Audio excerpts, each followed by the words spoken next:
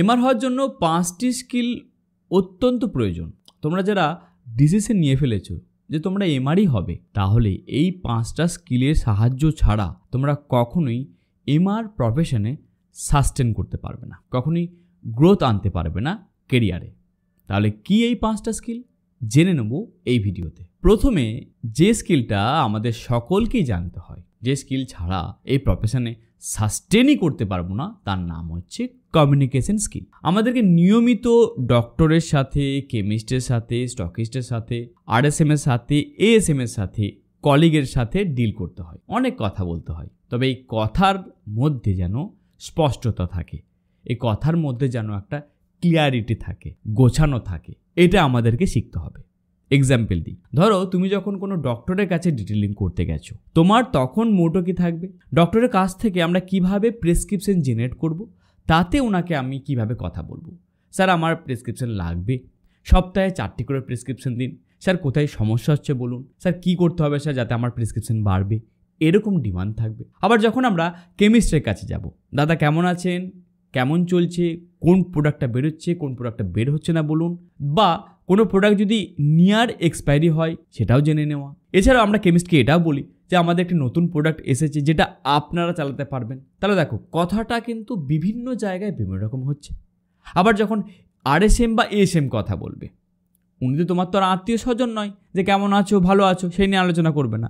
উনি তোমার সাথে প্রফেশনাল কথা বলবেন। উনি তোমার সাথে বলবেন যে এই মাসের কী প্রেডিকশন আছে ভাই, কত পার্সেন্ট তোমার অ্যাচিভ হয়েছে বলো, কত পার্সেন্ট অ্যাচিভমেন্ট করতে বাকি আছে, কোন ডাক্তার লিখছে, কোথায় তোমার সেলটা পড়লো, কেন পড়লো, কল অ্যাভারেজ ঠিকঠাক হচ্ছে না কেন। তাহলে দেখো বিভিন্ন সময় তোমাদেরকে বিভিন্ন রকমভাবে কমিউনিকেশনকে ক্লিয়ার রাখতে হবে। যদি তোমার কমিউনিকেশনে আগার মাগার থাকে, দেখছি দেখবো, ভাবছি ভাববো, এরকম যদি কোনো কথাবার্তা হয়, তাতে কিন্তু বলা যেতে পারে যে তুমি এই প্রফেশনে ঠিক করে সাস্টেন করতে পারবে না।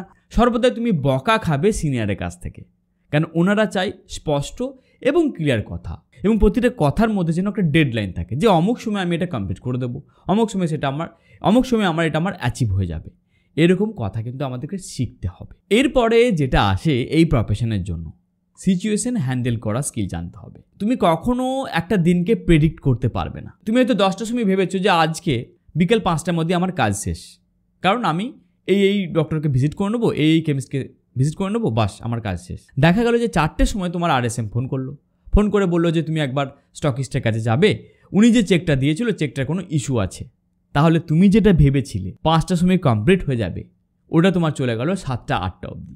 তাহলে এই সিচুয়েশন তোমাকে কিন্তু হ্যান্ডেল করতে হবে, এই সিচুয়েশন তোমাকে কিন্তু বুঝতে হবে। এমন হয় তুমি একটি ডক্টরের জন্য ওয়েট করে আছো, একটা শীতকালের দিন অনেকক্ষণ ধরে ওয়েট করে আছো, রাত্রি 9টা 9:30 বাজছে, ভালো ঠান্ডা পড়ে গেছে, বাইরে 13 ডিগ্রি 12 ডিগ্রি টেম্পারেচার। এমন সময়ে ডক্টরের অ্যাসিস্ট্যান্ট এসে বলল যে আজকে উনি ভিজিট নেবেন না। তোমাকে কিন্তু ওখান থেকে থ্যাংক ইউ ভেরি মাচ বলে চলে আসতে হবে, পরের দিনের জন্য তোমাকে নিজেকে তৈরি হতে হবে। এরকমই অনেক সিচুয়েশন প্রতিদিন তুমি কিন্তু দেখতে পাবে, প্রতিটা দিন বিভিন্ন রকমের প্রবলেম তুমি দেখতে পাবে, আর এই প্রবলেমগুলোকে হ্যান্ডেল করাটাই তোমার কাজ হবে। তাই এই স্কিলে তুমি যদি রপ্ত না করতে পারো, তোমার মনে হবে যে আমি ক্লান্ত হয়ে পড়ছি, আর আমার ভালো লাগছে না সারাটা দিন, কারণ তুমি প্রেডিক্টই করতে পারবে না আগামীকাল কি হবে।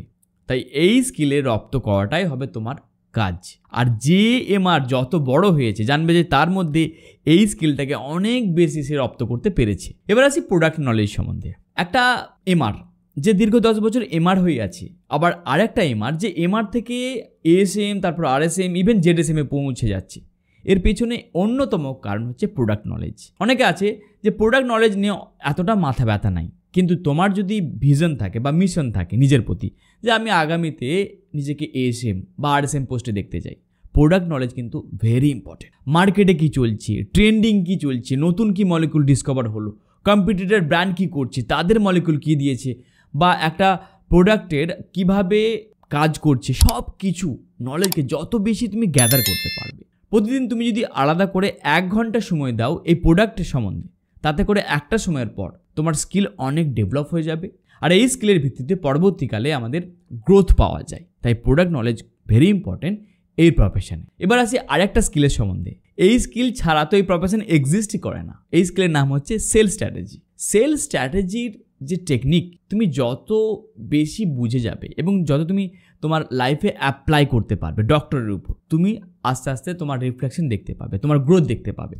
কিছু এমআরকে দেখতে পাবে যে ওনারা 10 বছর কাজ করছে, ওনাদের কাছে সেল স্ট্র্যাটেজি এতটাই স্ট্রং থাকে, উনি জানেন যে এই মাসে আমি কোন কাজটি করব, কোনটা ইম্পর্টেন্ট আছে, কোন ডক্টরকে কিভাবে ভোলাবো, কোন ডক্টরকে কীভাবে ওনাকে আমি কনভার্ট করব, এই স্কেলটা ওনার জানা আছে। তাই বিভিন্ন রকমভাবে সিক্রেটলি ওনারা সেল স্ট্র্যাটেজি অ্যাপ্লাই করে। তাই তোমাদেরকে বলবো এই সেল স্ট্র্যাটেজি অ্যাপ্লাই করাটা শিখতে হবে। যত শীঘ্রই তুমি অ্যাডাপ্ট করতে পারবে ততই তোমার কেরিয়ার গ্রোথ হবে। এবং এই সেল স্ট্র্যাটেজি গ্রো করার জন্য ইনিশিয়াল স্টেজে তোমাকে হেল্প করবে তোমার সিনিয়র ম্যানেজার, তোমার এএসএম, তোমার আরএসএম, ইভেন তুমি দেখতে পাবে তোমার যে আদার্স কলিগ আছে ওনারা ইনক্লিনিক কী অ্যাক্টিভিটি করছেন, কী এমন সেল স্ট্র্যাটেজি অ্যাপ্লাই করছে যেখানে তোমার থেকে আলাদা করছে। তাহলে চোখ কান যখন তোমরা খুলে রাখবে এখান থেকে কিন্তু তুমি শিখতে পারবে। মার্কেট থেকে অনেক কিছুই শেখা যায় যদি আমরা বেশি অ্যাওয়ার্ড থাকি, সচেতন থাকি।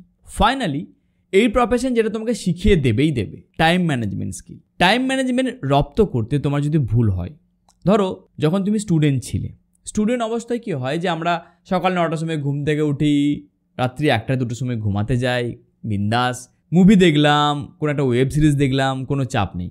কিন্তু এমআর প্রফেশনের ক্ষেত্রে এটা কিন্তু হবে না। তোমার আগামী দিনের কী শিডিউল হবে এটা তোমাকে অবশ্যই ক্লিয়ার থাকতে হবে। তা না হলে তোমার ক্ষেত্রে যেটা হবে, অবশ্যই তুমি দেখবে অনেক ডক্টর মিস হয়ে যাবে, তোমার কেমিস্ট কল ভিজিটও মিসড হয়ে যাবে। তোমার টাইম প্রপার না করার জন্য এমনও হবে যে তুমি প্রপার টাইমে তোমার ট্যুর প্রোগ্রাম পাঠাতে পারবে না, তোমার কলের যে কোম্পানি যে অ্যাপ দেয় সেই কলের যে তোমার সাবমিট করতে হয় এটাও তোমার ভুল হয়ে যাবে। তাই টাইম ম্যানেজমেন্ট ভেরি ইম্পর্টেন্ট। আর এই স্কিলকে রপ্ত করার জন্য আমাদের প্রফেশনে একটি কথা বলে, বা আমিও শুনেছি অনেকবার, আমার ম্যানেজাররা বলতেন, যখন যে কাজটি পারবে ওই কাজটা কমপ্লিট করো, ওই সময়েরই কমপ্লিট করো। তাই তোমাদেরকে বলবো যে টাইম ম্যানেজমেন্টকে ভালোভাবে রপ্ত না করতে পারলে এই প্রফেশনে ঠিকঠাক করে সাস্টেন করতে পারবে না। আর এই স্কিলটাও তোমাকে কিন্তু ভালোভাবে শিখতে হবে। এর জন্য তোমাকে বেসিক যে কাজটি করতে হবে, আগামীকালের কোন ডক্টর ভিজিট করব, কোন কেমিস্ট ভিজিট করব, কোন কাজটি করব তোমাকে লিখে নিতে হবে। যখন তুমি পেপার ওয়ার্ক ভালো করে করবে টাইম ম্যানেজমেন্ট দেখতে পাবে